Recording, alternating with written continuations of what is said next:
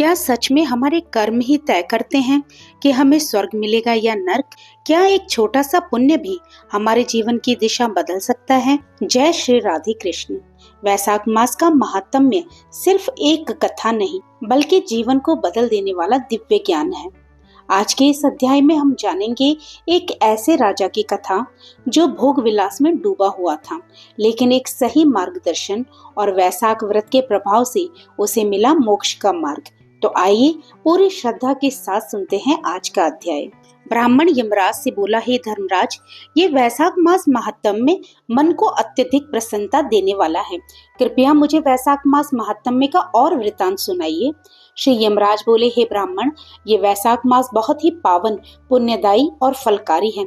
इसके महात्म्य की जितनी प्रशंसा की जाए उतनी कम है।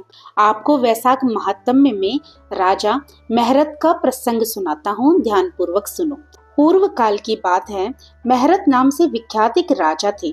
उन्हें अपने पूर्व जन्म के पुण्यों के फल स्वरूप बहुत ऐश्वर्य और संपत्ति प्राप्त हुई, परंतु राजा राज्य का सारा भार मंत्री पर रखकर स्वयं काम वासना का सुख भोगने लगा। वो राजा न प्रजा को देखता था, न राज्य को, और न ही धन को, न ही कोई धर्म का कार्य करता था।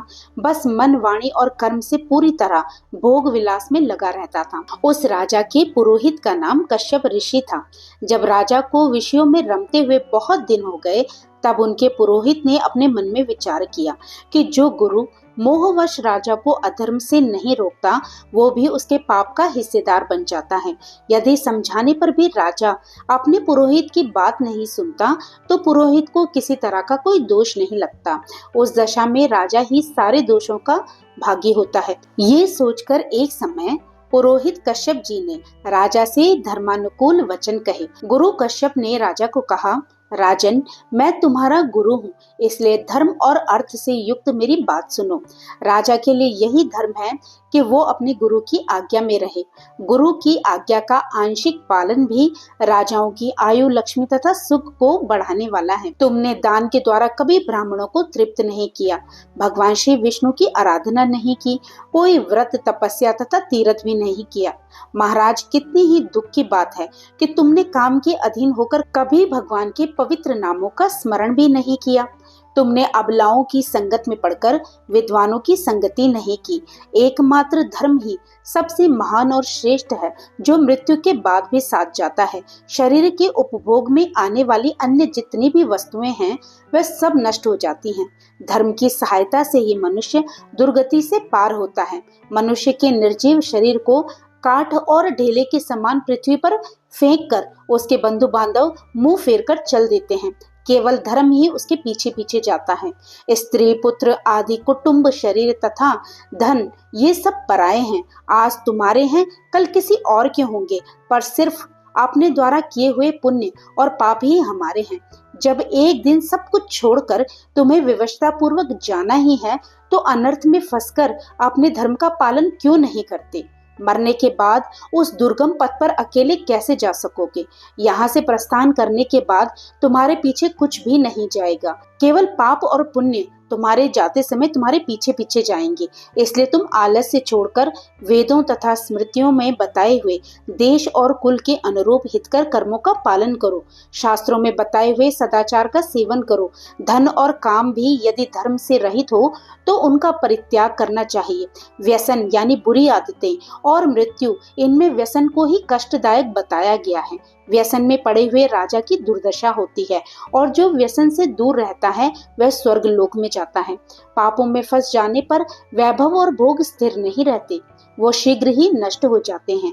यदि मनुष्य मोह में पड़ जाए, स्वयं विचार करने में असमर्थ हो जाए, तो उसे विद्वान सहृदयों के पास जाकर प्रश्न करना चाहिए। वह पूछने पर यथोचित कर्तव्य का उपदेश देते हैं। कल्याण की इच्छा रखने वाले को हर उपाय से काम और क्रोध को वश में करना चाहिए, क्योंकि ये दोनों मनुष्यों का कभी कल्याण नहीं होने देते। राजन, काम बड़ा बलवान है, वो शरीर के भीतर रहने वाला महान शत्रु है। अपने कल्याण की अभिलाषा रखने वाले पुरुष को कभी उसके अधीन नहीं होना चाहिए। अतः विधि पूर्वक पालन किया हुआ धर्म ही सबसे सर्वश्रेष्ठ है। इसलिए तुम धैर्य धारण करके धर्म का ही आचरण करो। ये श्वास बड़ा चंचल है, जीवन इसी के अधीन है। ऐसी स्थिति में भी कौन मनुष्य धर्म के आचरण में विलंब करेगा? राजन, जो वृद्धावस्था को प्राप्त हो चुका है उसका चित्त भी इन विषयों की ओर से नहीं हटता। ये कितने ही शोक की बात है। राजन, तुम्हारे लिए सर्वोत्तम हित की बात कहता हूँ, क्योंकि मैं तुम्हारा पुरोहित हूँ और तुम्हारे भले बुरे कर्मों का भागीदार हूँ। मुनियों ने ब्रह्म हत्या, सुरापान, चोरी, गुरु पत्नी गमन आदि महापातक बताए हैं। उनमें से मनुष्य द्वारा मन, वाणी और शरीर से किए हुए जो पाप हैं उन्हें वैशाख मास तुरंत ही समाप्त कर देता है। जैसे सूर्य अंधकार का नाश करता है, ठीक उसी तरह वैशाख मास पाप रूपी महान अंधकार को सर्वथा नाश कर डालता है। इसलिए तुम विधि पूर्वक वैशाख व्रत का पालन करो। राजन, मनुष्य वैशाख मास की विधि के अनुष्ठान द्वारा होने वाले पुण्य के प्रभाव से जन्म भर किए हुए घोर पापों का परित्याग करके परम धाम को प्राप्त होते हैं। इसलिए महाराज, तुम भी इस वैशाख मास में प्रातः स्नान करके विधि पूर्वक भगवान मधुसूदन की पूजा करो। जिस प्रकार कूटने छांटने की क्रिया से चावल की भूसी छूट जाती है, मांजने से तांबे की कालक मिट जाती है, उसी प्रकार शुभ कर्मों का अनुष्ठान करने से पुरुष के अंतःकरण का मैल धुल जाता है। राजा ने कहा, हे गुरुदेव, आपने मुझे धर्म की बात बताकर अपनी वाणी से अमृत पिलाया है। ये अमृत सिर्फ आप जैसे महागुरुजन के श्री मुख से ही मिलता है। आपके वचन इस संसार रूपी रोग और दुर्व्यसनों से मुक्ति कराने वाली औषधि है। हे गुरुदेव, सत्पुरुषों का समागम मनुष्य को हर्ष देने वाला है। उनके पाप को दूर भगाने वाला तथा जरा मृत्यु का भय दूर करने वाली संजीवनी बूटी है। इस पृथ्वी पर जो जो मनोरथ दुर्लभ माने गए हैं, वे सब यहाँ साधु पुरुषों के संग से प्राप्त हो जाते हैं। जो पापों का अपहरण करने वाले सत्संग की गंगा में स्नान कर चुके हैं, उन्हें दान, तीर्थ, सेवन, तपस्या तथा यज्ञ करने की क्या जरूरत है? हे गुरुदेव, आज के पहले मेरे मन में जो जो भाव उठते थे वे सब केवल काम सुख के प्रति लोभ उत्पन्न करने वाले थे, पर आज आपके दर्शन से तथा वचन सुनने से उनमें विपरीत भाव आ गया। मूर्ख मनुष्य एक जन्म के सुख के लिए हजारों जन्मों के सुख नष्ट करता है और विद्वान पुरुष एक जन्म से हजारों जन्म बना लेता है। कितने खेद की बात है कि मैंने अपने मन को सदा काम के सुख में फंसाए रखा और इसी कारण मैं अभी तक कुछ भी आत्म कल्याण का कार्य नहीं कर पाया। हाय, मेरे मन में एक कैसा मोह है जिससे मैंने स्त्रियों के फेर में पड़कर अपनी आत्मा को घोर विपत्ति में डाल दिया, जिसका भविष्य अत्यंत दुखमय है तथा जिसे पार पाना बहुत कठिन है। हे गुरुदेव, आपने अपनी वाणी से आज मुझे मेरी स्थिति का बोध करा दिया। अब उपदेश देकर मेरा उद्धार कीजिए। पूर्व जन्म में मैंने कोई पुण्य अवश्य किया था जिससे आपने मुझे ये बोध करवाया। आपके चरणों की धूलि से आज मैं पवित्र हो गया। हे गुरुदेव, अब आप मुझे वैशाख मास की विधि बताइए। राजा की बात सुनकर गुरु कश्यप जी बोले, राजन, बुद्धिमान पुरुष को चाहिए कि वो बिना पूछे अथवा अन्याय पूर्वक पूछने पर किसी को उपदेश न दे। लोक में जानते हुए भी जड़वत अनजान की भांति आचरण करे, परंतु विद्वानों, शिष्यों तथा श्रद्धालु पुरुषों को उनके हित की बात कृपा पूर्वक बिना पूछे भी बतानी चाहिए। राजन, इस समय तुम्हारा मन धर्म में स्थित हुआ है, इसलिए तुम्हें वैशाख स्नान के उत्तम व्रत का पालन कराऊंगा। तदंतर पुरोहित कश्यप ने राजा महरथ से वैशाख मास में स्नान, दान तथा पूजन कराया। शास्त्रों में वैशाख स्नान की जैसी विधि उन्होंने देखी थी उसका पूरा पूरा पालन उन्होंने राजा महरथ से कराया और राजा महरथ ने भी गुरु की प्रेरणा से उस समय विधि पूर्वक सब नियमों का पालन किया तथा माधव मास का जो जो विधान उन्होंने बताया वो सब आदर पूर्वक सुना। उन नृपश्रेष्ठ ने प्रातः काल स्नान करके भक्ति भाव के साथ पाद्य और अर्घ आदि देकर श्री हरि का पूजन किया तथा नैवेद्य भोग लगाया। इसके बाद यमराज कहते हैं कि हे ब्राह्मण, एक समय राजा महरथ के ऊपर काल की दृष्टि पड़ी। अधिक मात्रा में काम का सेवन करने से उन्हें क्षय रोग हो गया, जिससे उनका शरीर अत्यंत दुर्बल हो गया और उससे उनकी मृत्यु हो गई। उस समय मेरे दूतों के साथ भगवान विष्णु के दूत भी उन्हें लेने पहुंचे। विष्णु दूतों ने कहा, ये राजा धर्मात्मा है, और ये कहकर मेरे सेवकों को डांटा और स्वयं राजा को विमान पर बिठाकर बैकुंठ लोक में ले गए। वैशाख मास में प्रातः काल स्नान करने से राजा का पातक नष्ट हो चुका था। भगवान विष्णु के दूत अत्यंत चतुर होते हैं। वे भगवान की आज्ञा से राजा महरत को नरक के मार्ग के निकट से लेकर चले। जाते जाते राजा ने नरक में पकाए जाने के कारण घोर चित्कार करने वाले नारकीय जीवों का भयानक स्वर सुना। कढ़ाई में डालकर ओटाए जाने वाले पापियों का रोना बड़ा भयानक था। ये सब सुनकर राजा को बड़ा विस्मय हुआ। वह अत्यंत दुखी होकर दूतों से बोले, जीवों के करहाने की ये भयानक आवाज क्यों सुनाई दे रही है? इसका क्या कारण है? आप लोग सब बातें मुझे बताने की कृपा करें। विष्णुदूत बोले, जिन प्राणियों ने धर्म की मर्यादा का परित्याग किया, जो पापाचारी और पुण्यहीन हैं, वो ताम मिश्रित आदि भयानक नरकों में डाले गए हैं। पापी मनुष्य प्राण त्यागने के पश्चात यमलोक के मार्ग में आकर भयानक दुख भोगते हैं। यमराज के भयानक दूत उन्हें इधर उधर घसीटते और वे अंधकार में गिर पड़ते हैं। उन्हें आग में जलाया जाता है, उनके शरीर में कांटे चुभाए जाते हैं, उनको आरी से चीरा जाता है तथा वो भूख प्यास से पीड़ित रहते हैं। पीप और रक्त की दुर्गंध के कारण उन्हें बार बार मूर्छा आती है। कहीं वे खौलाए हुए तेल में उठाए जाते हैं, कहीं उन पर मूसलों की मार पड़ती है और कहीं तपाए हुए लोहे की शिलाओं पर डालकर उन्हें पकाया जाता है। कहीं वमन, कहीं पीप और कहीं रक्त उन्हें खाने को मिलते हैं। मुर्दों की दुर्गंध से भरे हुए करोड़ों नरक हैं, जहाँ छार पत्र वन है, शिलापात के स्थान है, जहाँ पापी शिलाओं पर पटके जाते हैं। छुरे, कांटे, कील और उग्र ज्वाला के कारण शोभ और भय उत्पन्न करने वाले बहुत से नरक हैं। कहीं तपी हुई वैतरणी नदी है, कहीं पीप से भरे हुए अनेकों कुंड हैं। इन सब में पृथक पृथक प्राणियों को डाला जाता है। कुछ नरक ऐसे हैं जो जंगल के रूप में हैं। वहाँ के पत्ते तलवार की धार की तरह तीखे हैं, इसी से उन्हें असिपत्र वन कहते हैं। वहाँ प्रवेश करते ही नर नारियों के शरीर कटने और छिलने लगते हैं। कितने ही नरक घोर अंधकार तथा आग की लपटों के कारण अत्यंत दारुण प्रतीत होते हैं। उनमें बार बार यातना भोगने के कारण पापी जीव नाना प्रकार के स्वरों में रोते और विलाप करते हैं। राजन, इस प्रकार शास्त्र विरुद्ध कर्म करने वाले पापी जीव कराहते हुए नरक यातना का कष्ट भोग रहे हैं। उन्हीं का ये क्रंदन हो रहा है। सभी प्राणियों को अपने पूर्वोक्त कर्मों का भोग भोगना पड़ता है। पराई स्त्रियों का संग प्रसन्नता के लिए किया जाता है, किंतु वास्तव में ये महा दुख देने वाला होता है। 2 घड़ी तक किया हुआ विषय सुख का आस्वादन अनेक कल्पों तक दुख देने वाला होता है। हे राजेंद्र, तुमने वैशाख मास में प्रातः स्नान किया है। उसकी विधि का पालन करने से तुम्हारा शरीर पावन बन गया। उसे छूकर बहने वाली वायु का स्पर्श पाकर ये क्षण भर के लिए सुखी हो गए हैं। तुम्हारे तेज से इन्हें बड़ी तृप्ति मिल रही है। इसी से अब ये नरकवर्ती जीव कराहना छोड़कर चुप हो गए हैं। पुण्यवानों का नाम भी यदि सुना या उच्चारण किया जाए तो वो सुख देने वाला होता है तथा उन्हें छूकर चलने वाली वायु भी शरीर में लगने पर बड़ा सुख देती है। यमराज बोले, करुणा के सागर राजा महरत अद्भुत कर्म करने वाले भगवान श्री विष्णु के दूतों की बात सुनकर द्रवित हो गए। निश्चय ही साधु पुरुषों का हृदय मक्खन की तरह होता है। जैसे मक्खन आग की आंच पाकर पिघल जाता है, उसी प्रकार साधु पुरुषों का हृदय भी दूसरों के दुखों से दुखी होकर द्रवित हो उठता है। उस समय राजा ने दूतों से कहा, इन्हें देखकर मुझे बड़ी व्यथा हो रही है।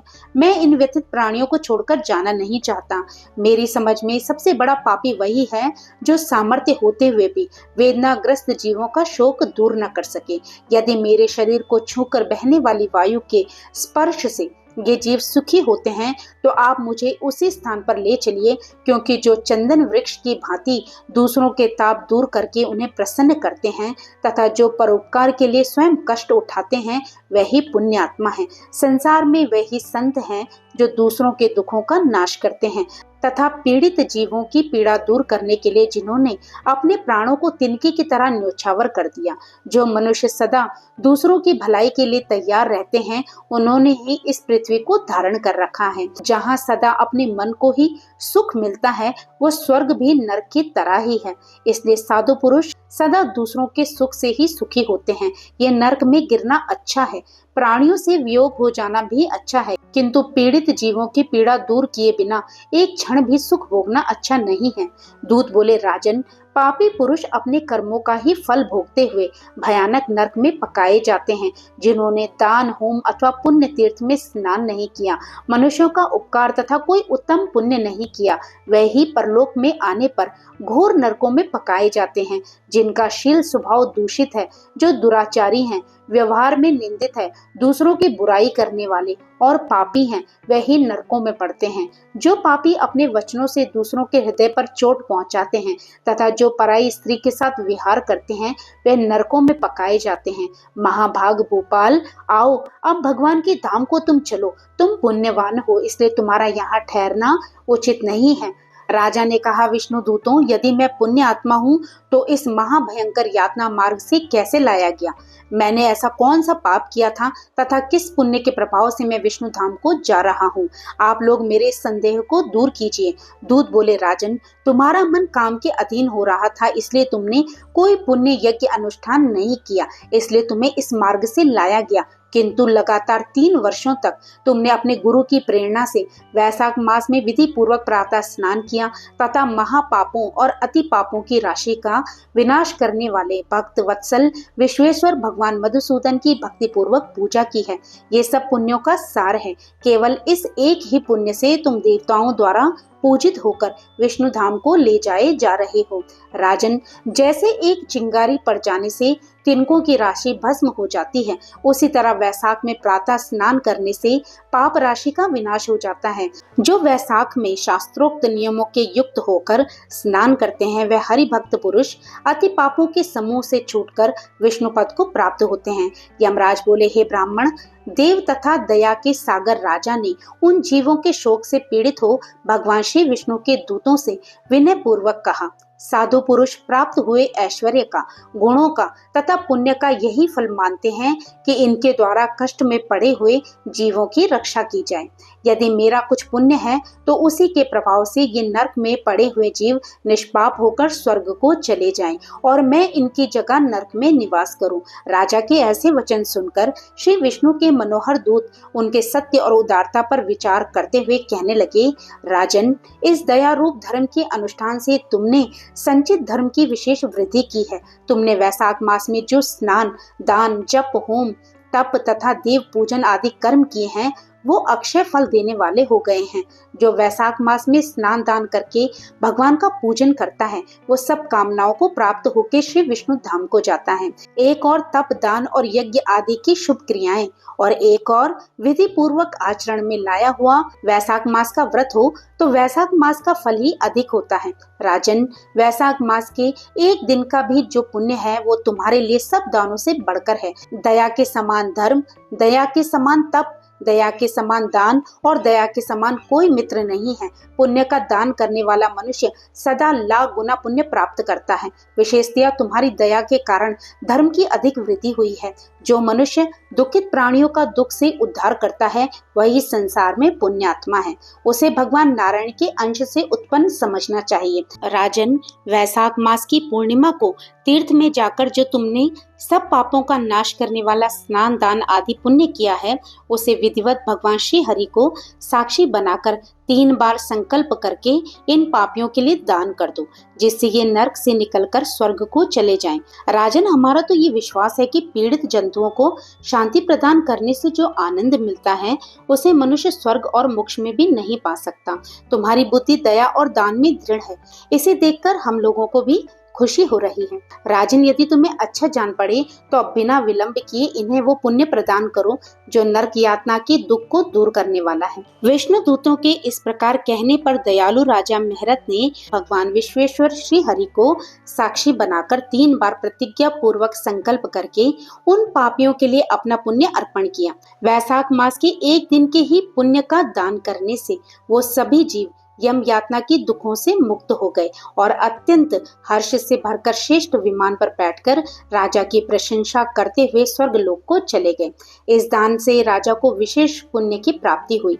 मुनियों और देवताओं का समुदाय उनकी स्तुति करने लगा तथा वह जगदीश्वर श्री विष्णु के पार्षदों द्वारा वंदित होकर उस परम पद को प्राप्त हुए जो बड़े बड़े योगियों के लिए भी दुर्लभ है। इतनी कथा कहने के बाद यमराज कुछ देर रुके और फिर पुनः बोले, हे ब्राह्मण, ये वैशाख मास और वैशाख पूर्णिमा का महात्म्य मैंने तुम्हें थोड़े में बतलाया है। ये महात्म धन, यश, आयु तथा परम कल्याण देने वाला है।